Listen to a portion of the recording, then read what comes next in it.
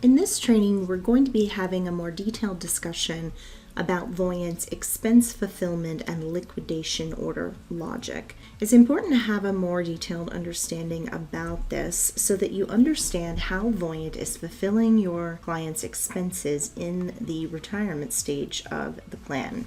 Turning on our details button, you can see that when the first client is retired and goes part-time, we're starting to pull from various different assets to meet our client's expenses. But how does Voyant determine what assets we pull from and when?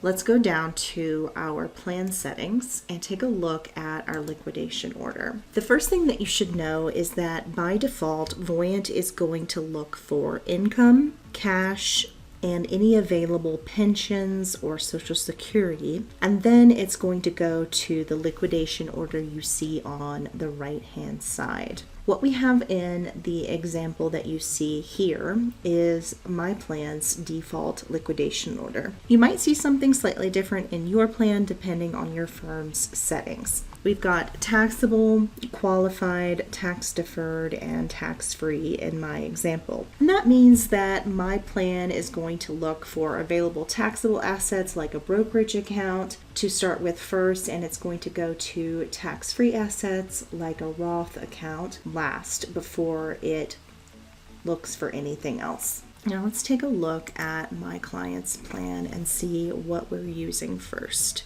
Turning on our details button, you can see that we do have other income, so it is using available income in the plan first and taxable accounts first as well. And it's not until we get into the later periods of the plan that it's pulling from qualified retirement savings. And you'll also notice that even though we have our total need line here at around $206,000 in this year, you'll also notice that it's age 75 and it's above our total need line.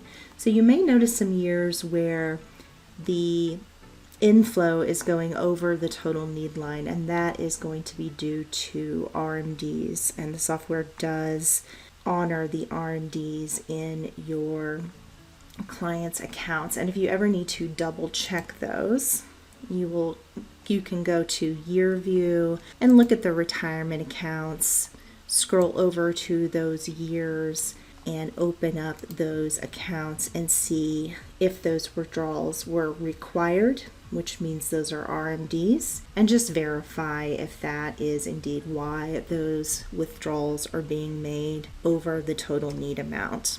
And a couple of other things that I did want to point out to you is that you can allow the software just to withdraw funds based on the liquidation order and just let them meet the client's needs in that way. Or if you did want to control those withdrawals a little bit more tightly, you can also go into various accounts and set up withdrawal limits and planned withdrawals. So say that you wanted to do it that way, you can also go to any of the accounts, open them up, set up a withdrawal limit of scheduled only, go to planned withdrawals, add a withdrawal, save and continue, give this withdrawal a name, 401k withdrawal. You can do an amount, all available, percentage, or amount with inflation. So let's say I want to do a percentage withdrawal and I want to take 5% out of this account from the time my client retires.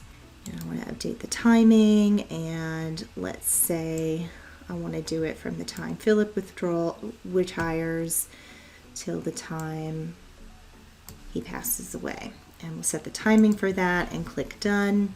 And you'll now see in the details we have planned withdrawals, and that's going to be in yellow. And we can go into year view, and in the year that begins, you'll now see the planned withdrawal coming out of Philip's 401k in the cash flow. and you'll also see that withdrawal in the retirement tab. You do have some options if you have a specific amount that you want to come out of the account, or you can just let the software follow its liquidation order. I hope that this was helpful. If you have any questions, you can also click the name of your client in the top right, select request support, enter your question into the text box, then share client access. Thanks for listening.